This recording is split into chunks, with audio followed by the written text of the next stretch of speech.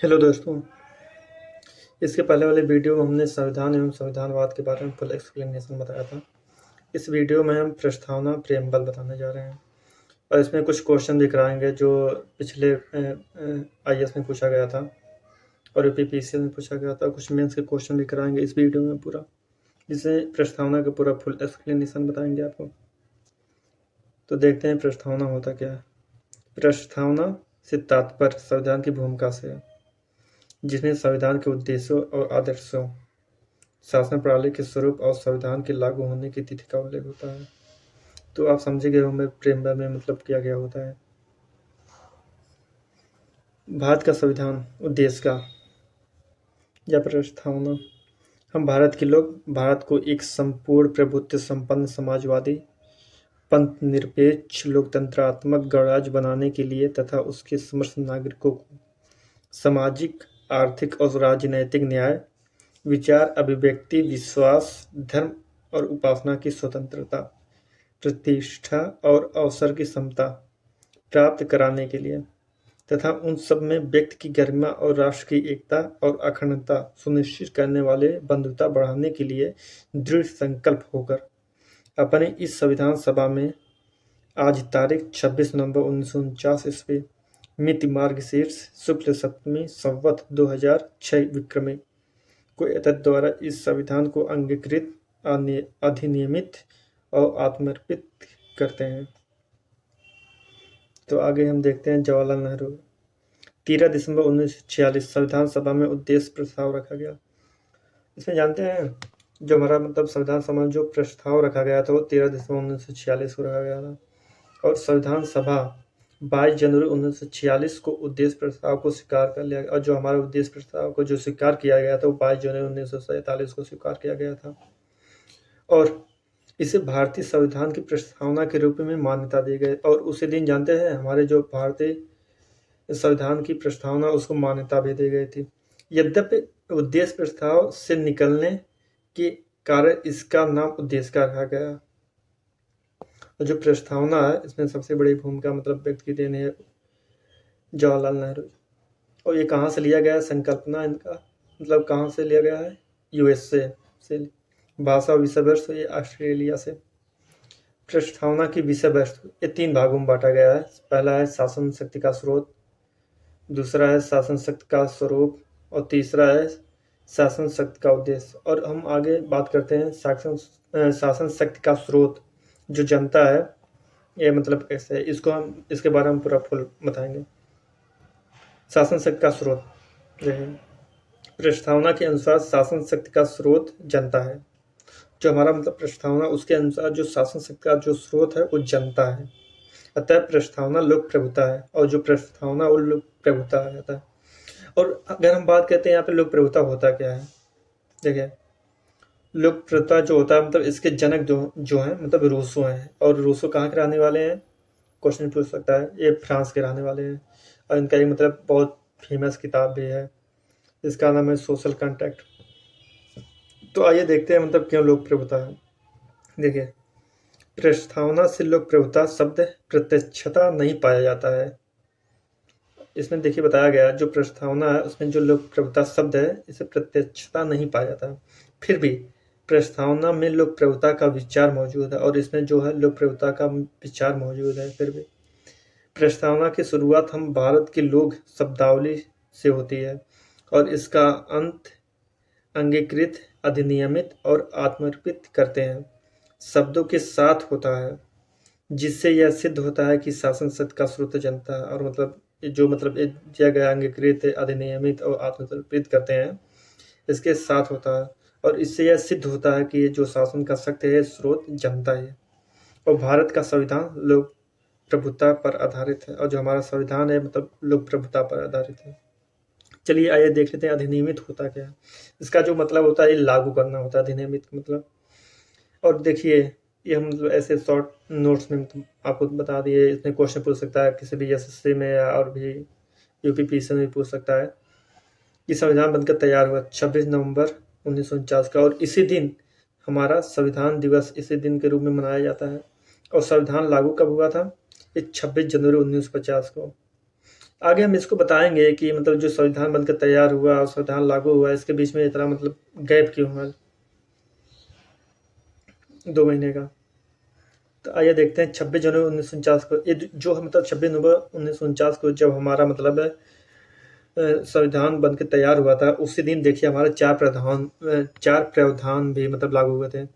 पहला क्या, नागरिकता से संबंधित प्रावधान, और दूसरा अंतरिम संसद से संबंधित प्रावधान, और जो तीसरा हमारा है निर्वाचन संबंधित प्रावधान, और चौथा है संक्रमणकालीन संबंधित प्रावधान लागू किया गया था। तो आगे हम देखते हैं केसी वियर के अनुसार देखिए, भारत के संविधान में लोक प्रभुता एक भ्रम है। अब हम आगे मतलब एक क्वेश्चन करते हैं इसी पे, एक मेंस का, भारत के संविधान में लोक प्रभुता एक भ्रम है, टिप्पणी करें। तो चलिए आइए देखते हैं। देखिए, भारत के संविधान में लोक प्रभुता क्यों एक भ्रम है, पहले इसको हम जान लेते हैं।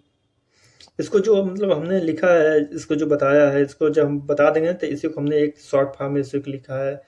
जो भारत के संविधान का निर्माण, संविधान सभा, अप्रत्यक्ष चुनाव प्लस मनोनीत, प्रांतीय विधानमंडल, संपत्ति प्लस इच्छा। और इसमें आप मतलब ये कर सकते हैं कि मतलब इसमें चुनाव कैसे हुआ था, विधानसभा, फिर अप्रत्यक्ष निर्वाचन हुआ था, और उसमें मनोनीत कुछ लोग थे, और किसके द्वारा होता है, प्रांतीय विधानमंडल के द्वारा। उसमें कौन कौन से लोग शामिल थे, संपत्ति और शिक्षा के मतलब जो इसमें मतलब वोटिंग किए थे, जाने प्लस शिक्षा के लोग। तो इसी के मतलब ये सब पूरा एक्सप्लेनेशन मतलब किया गया है। तो चलिए हम बताते हैं। केसी वियर के अनुसार भारत के संविधान का निर्माण जिस संविधान सभा के द्वारा किया गया था, उसका गठन प्रत्यक्ष निर्वाचन के आधार पर नहीं हुआ। मतलब ये कहा गया है, भारत का संविधान का निर्माण जिस संविधान सभा के द्वारा किया गया था, जो उसका गठन प्रत्यक्ष निर्वाचन के आधार पर नहीं हुआ था, बल्कि संविधान सभा के अधिकांश सदस्यों का चुनाव प्रांतीय विधानमंडल के सदस्यों के द्वारा अप्रत्यक्ष चुनाव के आधार पर किया गया था। और जो मतलब संविधान सभा के जो अधिकांश सदस्य हैं, उनका चुनाव जो प्रांतीय विधानमंडल के सदस्यों के द्वारा अप्रत्यक्ष निर्वाचन के आधार पर किया गया था। प्रांतीय विधानमंडल के सदस्यों का निर्वाचन जनता द्वारा सार्वभौमिक वयस्क मताधिकार के आधार पर नहीं किया गया था। और यहाँ पे देखिए, जो यहाँ पे प्रांतीय विधानमंडल के सदस्यों का जो निर्वाचन जनता के द्वारा सार्वभौमिक वयस्क मताधिकार के आधार पर नहीं किया गया था, बल्कि उस समय केवल धनी और शिक्षित वर्गों को ही मताधिकार प्राप्त था। हाँ, ये देख लीजिए सबसे बड़ी बात है इसमें, जो इसमें मतलब धनी और शिक्षित वर्गों को ही मताधिकार प्राप्त था, और उन्होंने ही प्रांतीय विधानमंडल के सदस्यों का चुनाव किया था। संविधान सभा के कुछ सदस्य मनोनीत भी थे उस टाइम। इन्हीं तर्कों के आधार पर केसी वियर यह प्रतिपादित करते हैं कि भारत की संविधान सभा जनता के प्रतिनिधि नहीं है।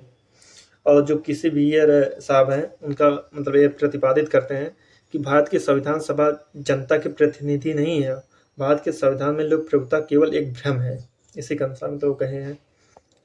और केसी वियर का मत पूर्णतः गलत है, और भारत का संविधान लोक प्रभुता पर आधारित है, क्योंकि देखिए जो पहला हमारा है 1952 में भारत में पहले आम चुनाव हुए थे। जो हमारा भारत में सबसे पहला आम चुनाव हुआ था वो 1952 में हुआ था।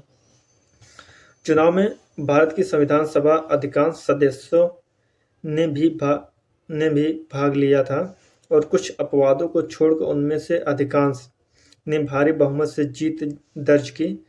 यह जनता के बीच उनकी लोकप्रियता को प्रदर्शित करता है, और इससे यह सिद्ध होता है कि संविधान सभा के सदस्य भारत के लोगों के प्रतिनिधि थे। और जो दूसरा है, देखिए, भारत के संविधान में लोकतंत्र को अपनाया गया है, जो लोक प्रभुता के बिना संभव नहीं है। और जो भारत का संविधान है, इसमें मतलब लोकतंत्र को अपनाया गया है, जो कि मतलब लोक प्रभुता के बिना ये पॉसिबल नहीं है। अतः वियर का मत पूर्णतः गलत है, यानी कि जो वियर ने कहा था मतलब वो पूर्णतः उनका मत गलत है। यह तथ्य और तर्क की गलत व्याख्या पर आधारित है, जिसे स्वीकार नहीं किया जा सकता। देखिए जो हमने दूसरा बताया था, ये देखिए दूसरा, शासन शक्ति का स्वरूप। पहला तो हमने कंप्लीट हो गया था, शासन शक्ति का स्रोत कंप्लीट हो गया। अब दूसरा जो शासन शक्ति का स्रोत, देखिए दूसरे में हमने कई पॉइंट किए हैं, मतलब 6 पॉइंट किए हैं। तो उसमें से जो पहला संपूर्ण प्रभुत्व संपन्न, देखिए ये होता क्या है। संपूर्ण प्रभुत्व संपन्न का तात्पर्य एक ऐसे देश से है जो अपने आंतरिक और बाह्य मामले में स्वतंत्र निर्णय लेने की शक्ति रखता है।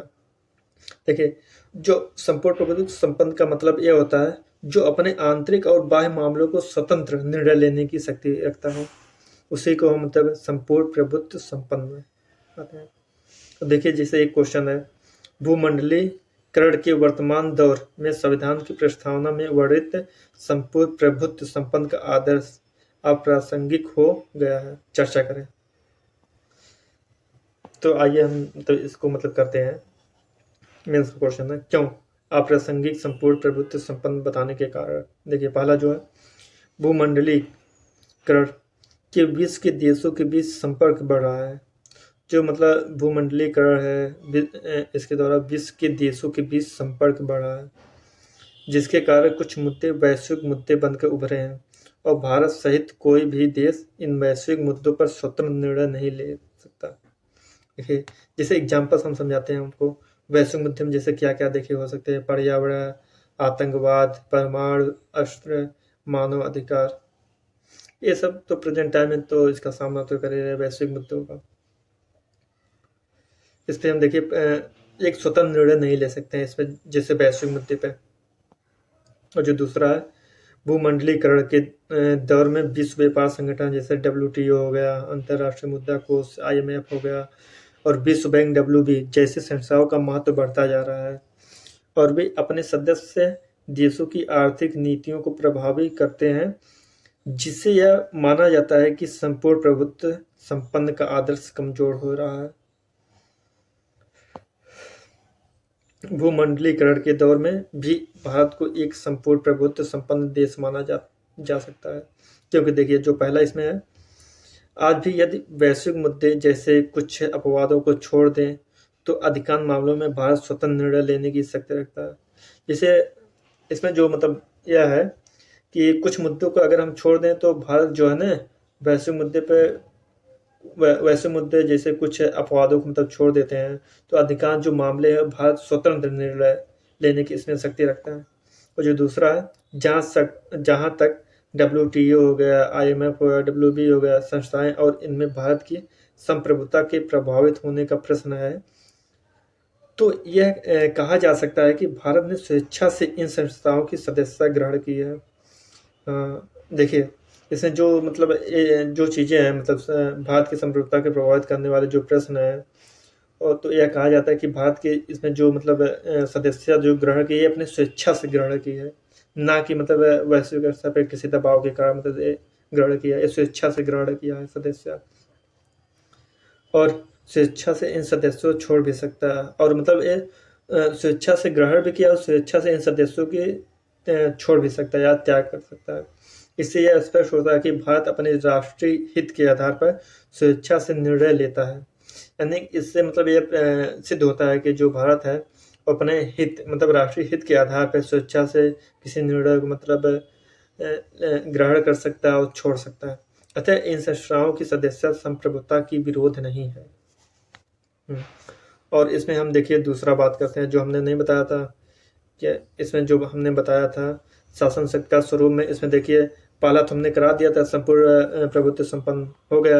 और इसमें हम जो दूसरा बात करने जा रहे हैं समाजवाद क्या होता है। देखिए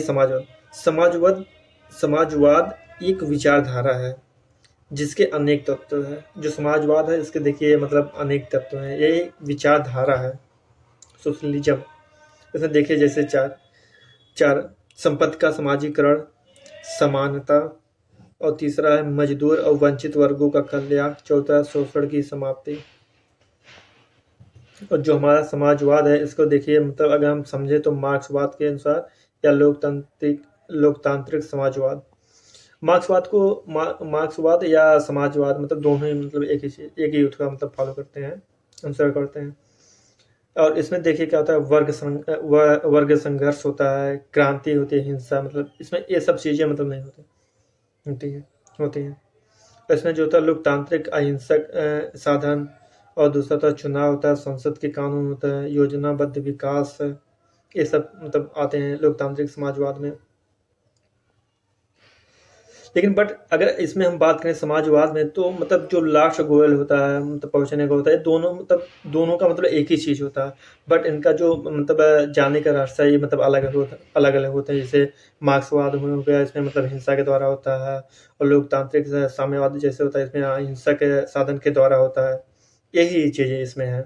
और इसमें मार्क्सवाद में जो होता है मतलब क्रांति का मतलब स्वरूप के द्वारा इसमें मतलब वो अपने चीज़ों को मतलब प्राप्त कर सकते हैं, इसमें ये चीज़ें नहीं होती हैं।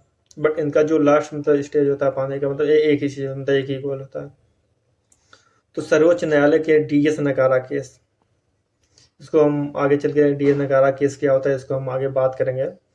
तो पहले इसमें हम मतलब समझ लेते हैं, मतलब नहीं तो बहुत लंबा वीडियो हो जाएगा। तो देखते हैं। सर्वोच्च न्यायालय ने डीएस नकारा केस 1982 में भारतीय समाजवाद की व्याख्या करते हुए इसके निम्नलिखित तत्व बताए हैं। देखिए, डीएस नकारा केस के जब 1982 में भारतीय समाजवाद की व्याख्या जब करते हैं, तो इसमें देखिए कई तत्व बताए गए हैं। पहला जो है आय की असमानता को कम करना, जो मतलब आय की असमानता को कम करना, और जो दूसरा हमारा है जीवन स्तर की असमानता को कम करना, और तीसरा मजदूर और वंचित वर्गों का कल्याण करना, और चौथा है शोषण की समाप्ति, यानी कि जिन लोगों को मतलब शोषण हो रहा है उन लोगों की मतलब शोषण को मतलब समाप्ति करना। इस प्रकार भारतीय समाजवाद को संबंध सरकार की समानतावादी नीतियों से है। संपत्ति के निजीकरण या समाजीकरण का मुद्दा इसके केंद्र में नहीं है। भारतीय समाजवाद इस बात पर बल देता है, जो हमारा समाज है भारतीय समाज जो है इस बात पे बल देता है कि सरकार की नीतियां समानता पर आधारित हों, कि जो हमारी सरकार की नीतियां वो समानता पर आधारित हों, तथा वे मजदूर और वंचित वर्गों के पक्ष में हो, और जो मतलब जो सारी नीतियां वो मजदूर और वंचित वर्गों के मतलब पक्ष में हो और हो। लेकिन भारतीय समाजवाद निजी संपत्ति और पूंजीवाद अनिवार्यता विरोधी नहीं है। इसमें जो है मतलब समाजवाद निजी संपत्ति और पूंजीवाद अनिवार्यता विरोधी नहीं है।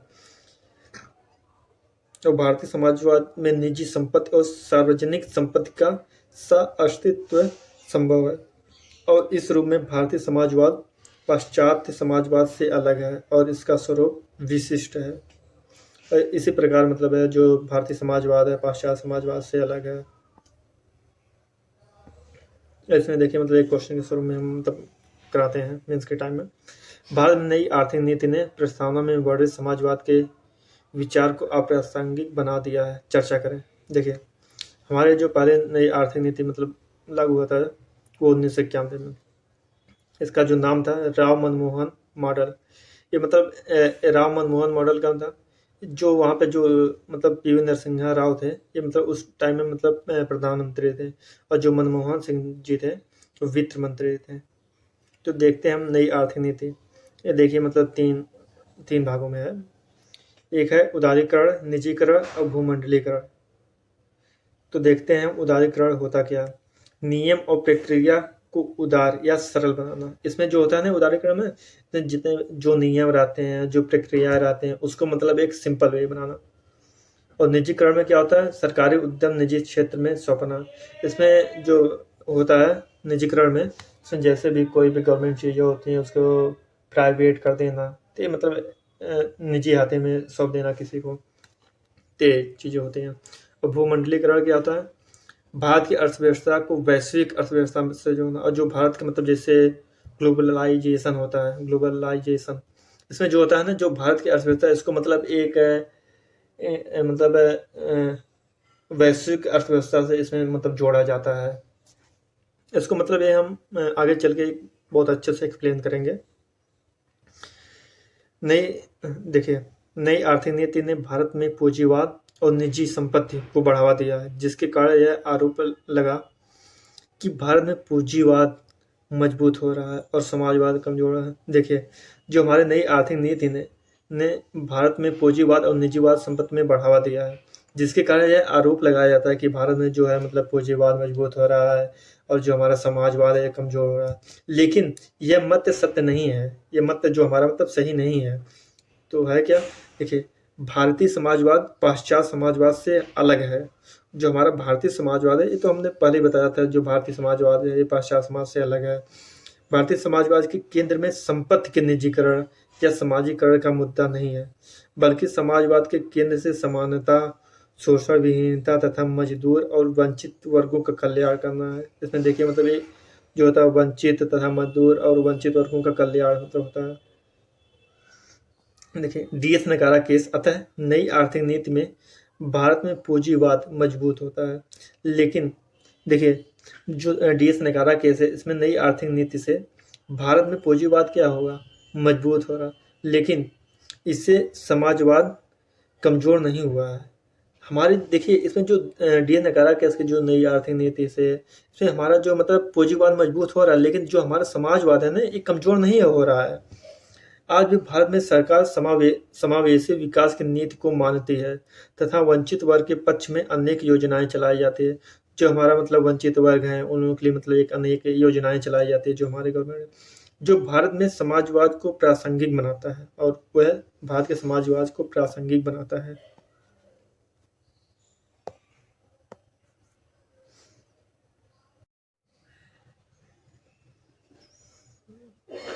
और जो देखिए जो तीसरा पार्ट होता है पंथ निरपेक्ष सेकुलर, देखिए इसमें क्या होता है, पहला पॉइंट होता है पंथ निरपेक्ष से तात्पर्य एक ऐसे देश से है जहां राज का कोई राजकीय धर्म नहीं होता है।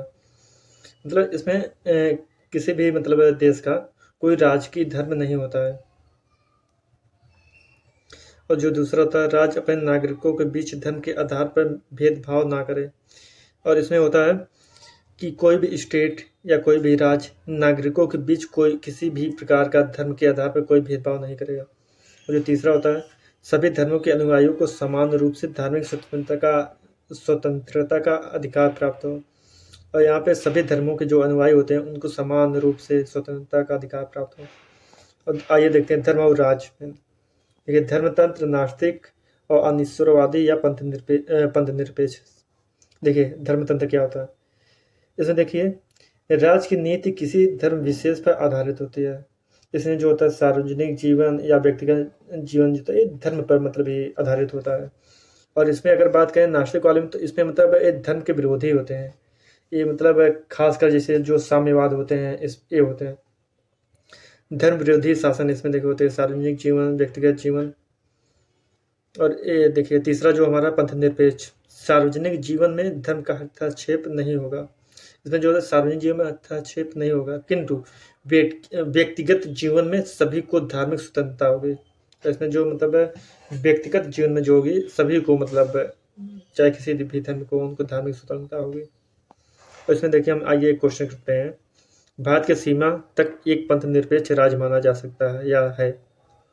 देखिए इसमें अगर पूछ लिया जाए मतलब कैसे क्या करेंगे, तो सबसे पहले हम लिखेंगे पंथ निरपेक्ष क्या है। संवैधानिक तौर पर भारत पंथ निरपेक्ष है। व्यवहार, इसमें धर्म की भूमिका, फिर लास्ट में निष्कर्ष लिख दिया। तो आइए चलिए करते हैं। संवैधानिक तौर पर भारत पंथ निरपेक्ष है। देखिए भारत को संवैधानिक तौर पर एक पंथ निरपेक्ष राज्य माना जा सकता है, क्योंकि देखिए पहला जो पॉइंट है जो भारत का मतलब है संवैधानिक तौर पर एक पंथ निरपेक्ष राज्य माना जा सकता है। देखिए जो पहला पॉइंट हमारा है, क्योंकि भारत में राज का कोई राजकीय धर्म नहीं है।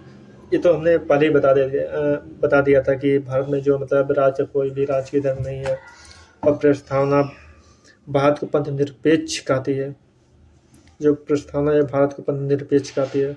जो दूसरा पॉइंट हमारा है, भारत में समानता का अधिकार एक मौलिक अधिकार है जो धर्म के आधार पर नागरिकों के बीच भेदभाव का मनाही करता है। और जो हमारा दूसरा पॉइंट एक मतलब कहता है कि जो भारत में जो समानता का अधिकार है, मौलिक अधिकार है, उसमें जो किसी भी धर्म के आधार या कोई भी नागरिक हो उसमें किसी भी प्रकार का भेदभाव को मनाही करता है, यानी कि भेदभाव नहीं कहने को करता है। और जो तीसरा पॉइंट है, भारत में धार्मिक स्वतंत्रता का अधिकार एक मौलिक अधिकार है जो सभी धर्मों के अनुयायियों को अपने अपने धर्म के अनुसार आचरण करने की स्वतंत्रता देता है।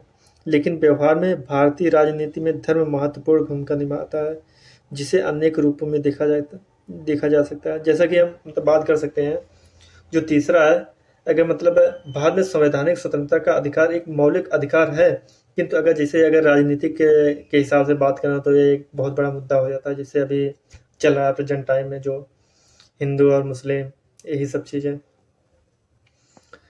और देखिए आगे चलते हैं, भारतीय राजनीति में धर्म की भूमिका। जो भारतीय राजनीति में इसमें धर्म की भूमिका है, पहला है भारत के चुनाव में व्यवहार में धर्म महत्वपूर्ण भूमिका निभाता है। जो भारत का मतलब चुनाव है उसमें व्यवहार में, देखिए वही अभी हमने बताया ना, इसमें एक जो धर्म है बहुत महत्वपूर्ण भूमिका निभाता है। पहला है उम्मीदवारों के चयन में तो समझ ही सकते हैं, जो मतलब जातिवाद यहाँ पे बहुत ज़्यादा है, मतलब जाति धर्म यही सब भी, धर्म और जातीय मुद्दे। तीसरा मतदान व्यवहार। पहला देखिए, पहला उम्मीदवार के चयन में धर्म और जाति जैसे कारक व्यवहार में महत्वपूर्ण भूमिका निभाते हैं। और बी है चुनाव के दौरान राजनीतिक दलों और राजनीतिज्ञों के द्वारा धार्मिक मुद्दे व्यापक रूप से उठाए जाते हैं। जैसे जब चुनाव होने रहता है तो वहाँ पे राजनीतिक मुद्दे बहुत ज़्यादा उठ जाते हैं धार्मिक मुद्दे पे। तो इसीलिए तो मतलब यहाँ पे जैसे मंदिर पे लेकर बहुत ज़्यादा मतलब मुद्दा मतलब उठा है, उस पर मतलब वोट मांग रहे हैं धार्मिक मतलब तौर पे। अपने यहाँ पे जो विपक्ष वाले मतलब जाति जनगणना के हिसाब से मतलब उठा दिए हैं मुद्दा। तो चलिए देखते हैं, भारत में चुनाव के दौरान जनता का मतदान व्यवहार भी धर्म और जाति कारकों से प्रभाव होता है। और जो हमारा दूसरा पॉइंट है, भारत में व्यवहार में कुछ सीमा तक सरकार की नीतियां भी धर्म जाति जैसे कारकों में प्रभावित होती हैं। जो भारत में व्यवहार के कुछ सीमा तक जैसे सरकार की जो नीतियां हैं उसमें धर्म जाति और कारकों को भी प्रभावित होती हैं। जो तीसरा पॉइंट है, भारत में धर्म पर आधारित अनेक महत्वपूर्ण संगठन हैं जो सरकार की नीतियों को प्रभावित करने का कार्य करते हैं। जैसे भारत में जो धर्म है उस पर आधारित मतलब अनेक संगठन है जो सरकार की नीतियों को प्रभावित करते हैं। यद्यपि व्यवहार में अभी भारतीय राजनीति पूर्णतः पंथनिरपेक्ष नहीं हो पाई है, लेकिन जैसे जैसे शिक्षा का प्रसार होगा और लोगों में तार्किक सोच विकसित होगी, वैसे वैसे शिक्षा, स्वास्थ्य, गरीबी, भ्रष्टाचार जैसे पंथनिरपेक्ष मुद्दे भारतीय राजनीति के केंद्र में आ जाएंगे और भारतीय राजनीतिक व्यवहार में भी पंथनिरपेक्ष हो जाएगा। तो आइए हम मतलब इसमें देखते हैं पंथनिरपेक्ष और धर्मनिरपेक्ष का मुद्दा। देखिए, अगर हम दार्शनिक सोच से बात करें तो देखिए, धर्मनिरपेक्ष धर्म से तथा ये धर्म जो मतलब संस्कृत वर्ड से लिया गया है, मतलब घृ धातु से। और घृ का मतलब क्या होता है, हमारा धारण करना या अपनाना या पालन करना होता है। देखिए, जो धारण करने योग्य है जैसे करड़ी, वर्थ है, डूइंग। और यहाँ पर जो मतलब सेकुलर होता है मतलब रिलीजियन से राजकीय प्रतिष्ठा, न्यूट्रलिटी। देखिए, यहाँ रिलीजियन मतलब की चीज़ मतलब निकल के आया रिलीजियन, और रिलीजियस मतलब रिलीगियर्स मतलब निकल के आया, यह मतलब एक लैटिन वर्ड है। और जो रिलीगियर का जो मीनिंग होता है टू कंटेक्ट मतलब जोड़ना, मतलब इसमें देखिए जो मतलब रिलीगियर है ये ईश्वर या पारलौकिक, मनुष्य या अलौकिक। इसमें जो मतलब जो रिलीजियन है मतलब ईश्वर, पवित्र ग्रंथ, उपासना पद्धति, प्रतीक चिन्ह को मतलब इंडिकेट करता है। और बाकी जो पंथ निरपेक्ष है ये भी मतलब इसी चीज़ को मतलब इंडिकेट करता है, ईश्वर, पवित्र ग्रंथ, उपासना सहित प्रत्येक चिन्ह। इसीलिए मतलब सेक्युलर मतलब सबसे सही वे है मतलब पंथ निरपेक्ष का। भारतीय दृष्टिकोण से पंथ निरपेक्ष शब्द सही है। देखिए, पंथ निरपेक्ष की अगर बात करें तो पंथ निरपेक्ष मतलब पंथ माने क्या होता है, रास्ता जो ईश्वर तक ले जाता है दार्शनिक सोच से। लेकिन अगर मतलब पूरा ओवरऑल कंक्लूजन हम देखें तो भारतीय दृष्टिकोण से पंथ निरपेक्ष शब्द जो है मतलब सही है। तो निष्कर्ष इससे निकलता है, पहला, यदि दार्शनिक दृष्टि से देखें तो धर्मनिरपेक्ष और पंथ निरपेक्ष अलग है। यानी कि मतलब अगर दार्शनिक दृष्टि से हम देखें तो जो धर्मनिरपेक्ष है और जो पंथ निरपेक्ष है मतलब दोनों अलग है। पंथ निरपेक्ष शब्द सही है और धर्मनिरपेक्ष गलत शब्द है। बट अगर संवैधानिक दृष्टि से पंथ निरपेक्ष और धर्मनिरपेक्ष दोनों एक है, क्योंकि रिलीजियन का ट्रांसलेशन संविधान में धर्म है। अगर हम संविधान बात करें तो जो हमारा मतलब है संवैधानिक मतलब दृष्टिकोण से जो पंथ निरपेक्ष और धर्मनिरपेक्ष है दोनों मतलब एक ही है। और वहाँ पे जो रिलीजन है मतलब वहाँ पे रिलीजन मतलब धर्म के मतलब है वहाँ पे यूज किया जाता है। जैसे फॉर एग्जांपल अगर हम बात करते हैं आर्टिकल 15 और 16 में, तो वहाँ पे रिलीजन बराबर मतलब धर्म ही लिया गया है। तो चलिए हम आगे देखते हैं मतलब चौथा लोकतंत्र डेमोक्रेसी मतलब ये है क्या। देखिए डेमोक्रेसी जो है मतलब ये हमारा ग्रीक वर्ड से मतलब निकला है, डेमोस क्रेटिया। डेमोस मतलब क्या होता है मतलब पीपुल, और क्रेटिया मतलब शासन या रूल, तो जनता का शासन। तो डेमोक्रेसी का मतलब क्या होता है, लोकतंत्र जनता के द्वारा और जनता के लिए मतलब शासन, यानी कि जो लोकतंत्र है वो जनता का शासन के द्वारा और जनता के लिए शासन। ये मतलब किन्होंने कहा, ये अब्राहम लिंकन ने कहा है, मतलब यूएसए गए। और ये मतलब किस भाषण में मतलब ये चीज़ें मतलब कही थी इन्होंने, गेटर्सबर्ग भाषण के दौरान। देखिए लोकतंत्र ये दो भागों में मतलब बांटा गया है, प्रत्यक्ष लोकतंत्र और अप्रत्यक्ष, डायरेक्ट डेमोक्रेसी, इनडायरेक्ट डेमोक्रेसी। जो पहला होता है प्रत्यक्ष लोकतंत्र। देखिए प्रत्यक्ष लोकतंत्र क्या होता है, प्रत्यक्ष लोकतंत्र में जनता स्वयं शासन का संचालन करती है। जो प्रत्यक्ष लोकतंत्र है यहाँ पे जो जनता हमारी है वो वहाँ पे मतलब जनता वहाँ पे स्वयं शासन चलाती है। जैसे अगर बात करें तो एग्जाम्पल में पूरे विश्व में स्विट्जरलैंड ये गए थे, वहाँ पर मतलब कुछ ऐसे मतलब है मतलब कह सकते हैं जहाँ पे जनसंख्या कम होती है, वहाँ पे मतलब क्या है प्रत्यक्ष लोकतंत्र है, कुछ कैरेक्टर। और यहाँ पे जो अप्रत्यक्ष लोकतंत्र है इसको दो भागों में बांटा गया है, संसदीय लोकतंत्र और अध्यात्मात्मक है। तो चलिए बात करते हैं। देखिए अप्रत्यक्ष लोकतंत्र क्या है। देखिए अप्रत्यक्ष लोकतंत्र में जनता अपने प्रतिनिधियों का चुनाव करती है और शासन का संचालन जनता के प्रतिनिधियों के द्वारा किया जाता है। इसमें जो अप्रत्यक्ष जो लोकतंत्र होता है ना, इसमें जो मतलब लोकतंत्र में जो मतलब चुनाव होता है, जनता अपने प्रतिनिधियों को चुनाव करती है। इसमें जनता मतलब अपने प्रतिनिधियों को चुनाव करती है और शासन का संचालन जनता के प्रतिनिधियों के द्वारा ही किया जाता है। देखिए अगर हम बात करें जगह प्रत्यक्ष लोकतंत्र क्या, ये प्राचीन यूनान की विशेषता है। यहाँ पर जो पहले बहुत पुराना टाइम है मतलब ये कहाँ से मतलब लिया गया है, प्रत्यक्ष लोकतंत्र कहाँ होता है, प्राचीन यूनान की विशेषता है। जहाँ पे क्या था मतलब नगर राज, जो मतलब यूनान था पुराना मतलब प्राचीन यूनान, वो नगर राज्य में बटा हुआ था। और इसमें देखिए यह आधुनिक युग में कहीं भी अपने मूल रूप में प्रत्यक्ष लोकतंत्र नहीं है। अगर हम बात करें तो मतलब प्रेजेंट टाइम में आधुनिक युग में कहीं भी अपने मूल रूप में प्रत्यक्ष लोकतंत्र नहीं है। स्विट्जरलैंड में बात करें तो वहाँ पे भी मतलब पूर्णता नहीं है, मतलब कुछ कुछ जगह पे मतलब संवैधानिक थोड़ा मतलब बहुत है, पूर्णता नहीं है। और दूसरा देखिए अप्रत्यक्ष लोकतंत्र, इसके निम्नलिखित तत्व हैं।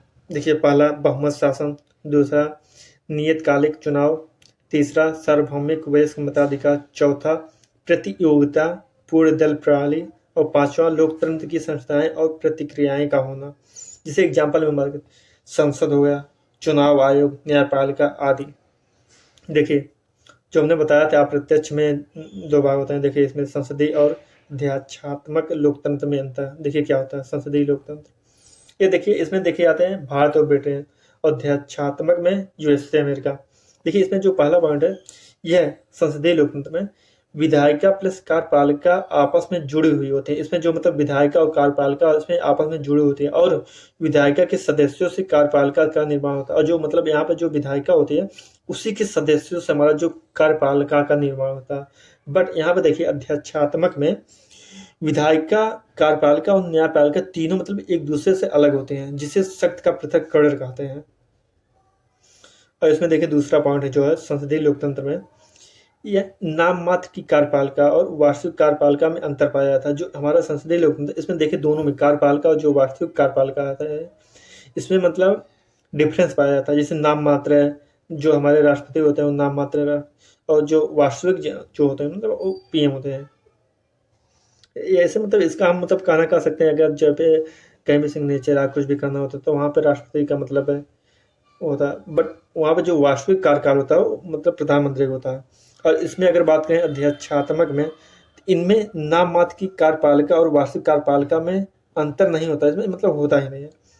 और इसमें तो जो होता है क्या कहते हैं संसदीय लोकतंत्र में जो तीसरा पॉइंट हमारा है, वार्षिक कार्यपालिका का निश्चित नहीं होता। इसमें जो वार्षिक कार्यपालिका का कार्यकाल होता है वो निश्चित नहीं होता, और इसमें जो कार्यपालिका का निश्चित कार्यकाल होता है। इसमें जो अध्यक्षात्मक में कार्यपालिका का निश्चित कार्य, इसमें जैसे देखिए मतलब अगर हम वहाँ बात करें यूएसए का, इसमें जो होता है कार्यपालिका का निश्चित कार्यकाल होता है। और इसमें देखिए संसदीय लोकतंत्र में जो चौथा हमारा है, संसदीय लोकतंत्र सामूहिक उत्तरदायित्व के सिद्धांत पर कार्य करता है। ये जो हमारा संसदीय लोकतंत्र सामूहिक उत्तरदायित्व के सिद्धांत पर कार्य करता है। और जो हमारा अध्यक्षात्मक है, इस सामूहिक उत्तरदायित्व की व्यवस्था नहीं होती है इसमें। अगर हम बात करें जो मतलब यूएसए है, इसमें मतलब एक लिमिटेशन होता है, मतलब इसमें आप 2 ही बार तक मतलब रह सकते हैं। और बट अगर इसमें बात करते हैं लेकिन संसदीय लोकतंत्र में, लेकिन इसमें अगर इसमें ऐसा नहीं होता है, इसमें आप रह सकते हैं। और संसदीय लोकतंत्र के अवगुण या दोष देखिए, पहला क्या है जो संसदीय लोकतंत्र के अवगुण, समय समय पर इसमें राजनीतिक अस्थायित्व पैदा होता रहता है, यानी कि या मतलब इसमें स्थिरता नहीं रहती है। और जो दूसरा पॉइंट है, योग मंत्री परिषद के निर्माण में बाधा उत्पन्न होती है। और इसमें जो होते हैं, जब ये तो स्वाभाविक है, जब उसमें मतलब जो योग मंत्री हैं, जब स्थिरता नहीं रहेगी तो उसमें तो बाधा तो उत्पन्न होगी ही। देखिए, और संसदीय लोकतंत्र के गुण क्या है इसमें, ये उत्तरदायित्व सुनिश्चित करता है जिससे तानाशाही से रक्षा होती है। तब संसदीय लोकतंत्र के गुण में है, यह उत्तरदायित्व सुनिश्चित करता है जिससे तानाशाही में रक्षा होती है। और जो दूसरा पॉइंट है, विधायिका और कार्यपालिका के बीच सामंजस्य पाया जाता है, इन दोनों में, कार्यपालिका और विधायिका के बीच। और अध्यक्षात्मक लोकतंत्र के अवगुण में देखिए, इसमें समय समय पर तानाशाही की आशंका उत्पन्न हो जाती है। ये तो स्वाभाविक बात है कि अगर मतलब इनका कार्यकाल मतलब जैसे 2 साल के लिए हो जाता है, तो स्वाभाविक बात है मतलब वो तो उनको पता ही है, मतलब अब हम कितने मैक्सिमम तो 2 ही बार रह सकते हैं। तो एक मनमानी तरह से मतलब जनता के ऊपर मतलब लागू कर देना कोई भी अमेंडमेंट या कुछ भी मतलब चीज़ें जो जनता को ना पसंद हो, यही चीज़ें हैं इसमें देखिए अध्यक्षात्मक लोकतंत्र के अवगुण में। और जो हमारा दूसरा, विधायिका और कार्यपालिका के बीच समय समय पर गतिरोध की आशंका जन्म लेती है, वही बात।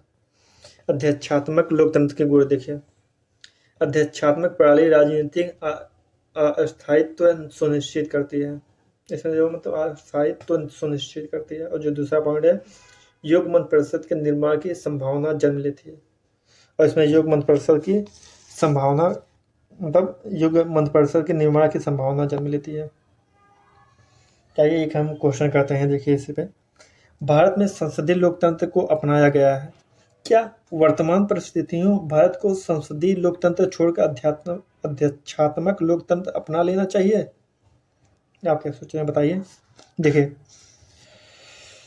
पहले हम इसको कैसे लिखेंगे, अगर हम एक शॉर्ट में छोटा सा बता दें तो पहले हम लिखेंगे संसदीय से समस्या मतलब क्या, ये चीज़ फिर हमारे मत में लिख देंगे संसदीय लोकतंत्र, फिर इसमें कैसे सुधार करें, क्या चीज़ है ये चीज़, और गुड़ ये चीज़ें लिख देंगे। तो आइए हम स्टार्ट करते हैं। देखिए, भारत में संसदीय प्रणाली की समस्या देखिए 1989 तक, फिर 1989 तक मतलब एक दलीय प्रभुत्व था, किंतु बट 1989 के बाद जब एक दलीय प्रभुत्व का अंत हो गया, फिर उसके बाद बहुत से गठबंधन सरकारें आई, राजनीतिक अस्थायित्व यानी पॉलिटिकल इंस्टेबिलिटी। चलिए आइए हम मतलब इसको फुल एक्सप्लेनेशन करते हैं क्या होता है। भारत में देखिए, भारत में 1989 के आम चुनाव के पश्चात एक दलीय प्रभुत्व का अंत हो गया, यानी कि जब भारत में 1989 में जब आम चुनाव हुआ था उसके पश्चात यानी कि उसके पहले एक दलीय प्रभुत्व का अंत हो गया और उसकी जगह पर बहुदलीय व्यवस्था अस्तित्व में आई।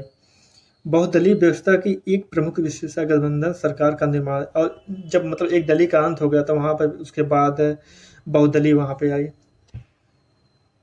फिर आई गठबंधन सरकारों के दौर में भारत में समय समय पर राजनीतिक अस्थायित्व पैदा हो जाता है, और इससे बचने के लिए यह मांग की जाती है कि भारत को संसदीय लोकतंत्र छोड़कर अध्यात्मक लोकतंत्र लेना चाहिए। देखिए, जब मतलब बात करते हैं गठबंधन सरकार के दौर में भारत में समय समय पर जब राजनीतिक अस्थायित्व पैदा हो जाता है, और इससे बचने के लिए यह मांग मतलब उठ जाती है कि भारत को संसदीय लोकतंत्र छोड़कर अध्यक्षात्मक लोकतंत्र अपना लेना चाहिए। लेकिन भारत की परिस्थितियों को देखते हुए अध्यक्षात्मक प्रणाली की जगह संसदीय प्रणाली ही ठीक है, क्योंकि देखिए अब यह बात किया गया है ना, क्यों मतलब संसदीय प्रणाली मतलब सही है भारत में।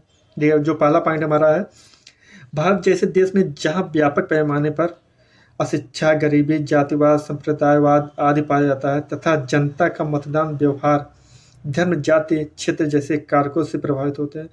तो देखिए यहाँ पे जो होता है संसदीय प्रणाली में जो होता है लोकतंत्र में, यहाँ पे देखिए जब मतलब चुनाव होता है, मतदान होता है, तो यहाँ पर जो व्यवहार होता है, लोग धर्म, जाति, क्षेत्र जैसे कारकों पर प्रभावित हो जाते हैं।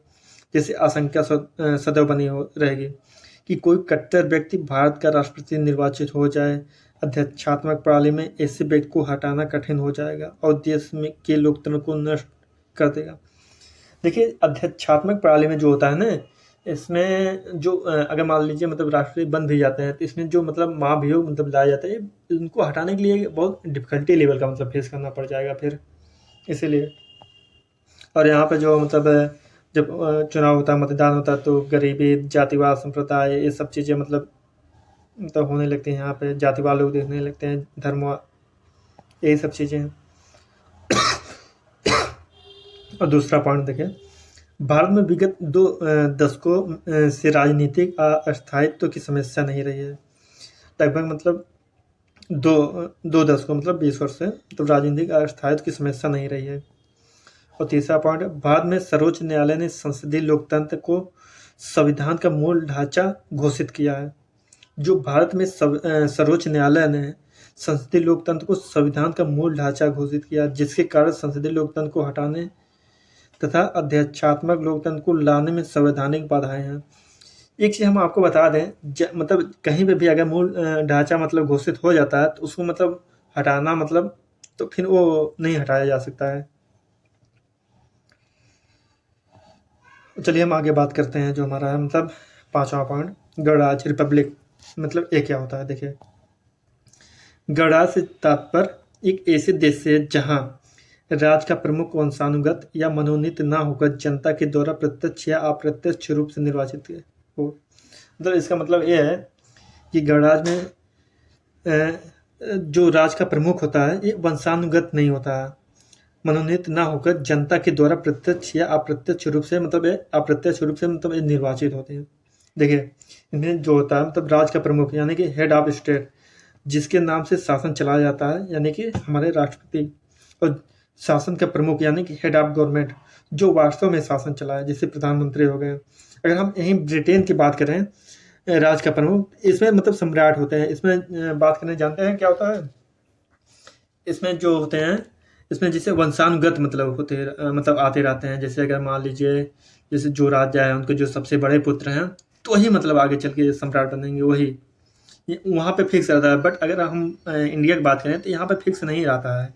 यहाँ पे ये पता नहीं रहता कि अगली बार कौन आएगा, यहाँ पे नहीं पता रहता है। तो यही मतलब गणराज्य। देखिए फॉर एग्जाम्पल है भारत में लोकतंत्र प्लस गणराज्य दोनों होता है, बट ब्रिटेन में लोकतंत्र प्लस संवैधानिक राज्यतंत्र होता है वहाँ पे। और तीसरा देखिए जो हमने बताया था उसमें ना, तीसरा जो हमारा होता है शासन शक्ति के उद्देश्य। शासन शक्ति के उद्देश्य देखिए जो पहला पॉइंट होता है हमारा न्याय, सामाजिक, आर्थिक, राजनीतिक। इसमें हम न्याय में मतलब लिख सकते हैं सामाजिक में, आर्थिक में, फिर राजनीतिक। फिर जो हमारा दूसरा स्वतंत्रता, इसमें देखिए 5 चीज़ें होती हैं, विचार, अभिव्यक्ति, विश्वास, धर्म और उपासना। और इसमें देखिए विचार क्या, यानी मानसिक क्रियाएं। इसमें जो होता है मतलब ये आदमी सोचना, चिंतन, विश्लेषण, मनन करना, ये सब चीज़ें होती रहती हैं। और अभिव्यक्ति में अगर बात करें तो ये बाह्य क्रिया है, यानी कि विचार को प्रकट करना होता है इसमें। और विश्वास में क्या होता है, ये विचारधारा है, मतलब किसी भी विचारधारा को स्वीकार करने की स्वतंत्रता होती है इसमें। और जो धर्म होता है चौथा होता है अपनी इच्छा अनुसार किसी भी रिलीजियन को स्वीकार करना होता है। और उपासना में अपने रिलीजियन की उपासना पद्धति का आचरण करना या व्यवहारिक स्वरूप है। जो हमारा तीसरा पॉइंट है समानता, प्रतिष्ठा की समानता या अवसर की समानता। प्रतिष्ठा की समानता का अर्थ है समाज में सभी व्यक्तियों का स्थान समान होगा और किसी व्यक्ति को जाति, धर्म, लिंग आदि के आधार पर श्रेष्ठ या हीन नहीं माना जाएगा। यानी कि अगर इसमें बात करें समानता के, प्रतिष्ठा की समानता, तो इसमें जो होता है मतलब किसी भी जाति, धर्म, लिंग आदि के आधार पर श्रेष्ठ या हीन नहीं माना जाएगा इसमें यह बताया गया। और अवसर की समानता में, अवसर की समानता का अर्थ समाज के प्रत्येक व्यक्ति को विकसित होने के समान अवसर प्राप्त होना, यानी कि अवसर की समानता में कोई भी व्यक्ति हो, कोई भी समाज के प्रत्येक व्यक्ति को विकसित होने के समान अवसर प्राप्त होंगे। और देखिए हमारा चौथा, व्यक्ति की गरिमा। व्यक्ति की गरिमा का अर्थ है प्रत्येक व्यक्ति को मानवीय गरिमा से पूर्ण जीवन उपलब्ध कराना है, यानी कि इसमें जो होता है ना, प्रत्येक व्यक्ति को मानवीय गरिमा से पूर्ण जीवन उपलब्ध कराना होता है। और जो पांचवा पॉइंट हमारा होता है, एकता और अखंडता, यूनिटी एंड इंटीग्रिटी। देखिए यूनिटी हमारे क्या होते हैं, एकता एक मनोवैज्ञानिक विचार है, ये जो है ना एक मनोवैज्ञानिक विचार है जो समुदायों के बीच एक होने का भावना विकसित करती है। और इसमें अगर बात करें तो एकता की चुनौती में देखिए आ जाते हैं, बहुत चीज़ें हो जाते हैं जिसमें क्या क्या मतलब फेस करना पड़ जाता है एकता में। जातिवाद आ जाते हैं, संप्रदायवाद आ जाते हैं, क्षेत्रवाद आ जाते हैं, भाषावाद मतलब आने का नहीं, मतलब समझ सकते हैं। और फिर इंटीग्रिटी में देखिए, अखंडता एक भौगोलिक विचार है जो यह मानता है कि भारत का क्षेत्र या भूभाग इससे अलग ना हो। जैसे अखंडता की चुनौती में अगर बात करें तो जैसे युद्ध हो गया, अलगाववाद हो गया, आतंकवाद हो गया, ये सब चीज़ें मतलब आती हैं। जो हमारा लास्ट है, बंधुत्व। बंधुत्व का अर्थ है भारत देश के निवासी होने के कारण भारत के सभी नागरिक बंधुत्व भाव से मिलजुल कर रहेंगे। यानी बंधुत्व में मतलब ये चीज़ होता है, भारत के निवासी होने के कारण भारत के सभी नागरिक को बंधु भाव से मिलजुल कर मतलब रहेंगे। और देखिए यहाँ पे देखिए, प्रस्तावना की आलोचना या कमियाँ, मतलब प्रस्तावना की आलोचना मतलब कमियाँ क्या क्या चीज़ें हैं। तो सबसे पहला पॉइंट देखिए, भारतीय संविधान की प्रस्तावना अप्रवर्तनीय है। इसका अर्थ है कि प्रस्तावना केवल एक निर्देश के रूप में है और इसे लागू करने के लिए सरकार बाध्य नहीं है, मतलब इसे लागू करने के लिए सरकार बाध्य नहीं है, ये केवल एक निर्देश के रूप में है। इसी कारण से आलोचकों की तुलना दंत विहीन व्याघ्र मतलब टीथलेस टाइगर से की गई। मतलब इसकी जो मतलब है क्या कहते हैं, जो प्रस्तावना केवल एक निर्देश के रूप में है और इसे लागू करने के लिए सरकार बाध्य नहीं होती है। और इसी कारण हम जो इसकी आलोचना मतलब तुलना करते हैं, एक दंत विहीन व्याघ्र मतलब टीथलेस टाइगर से की गई है। और जो दूसरा हमारा है, प्रस्तावना से अस्पष्टता पाई जाती है और इसमें वर्णित अनेक शब्दों जैसे समाजवादी और पंथनिरपेक्ष का अर्थ स्पष्ट नहीं है।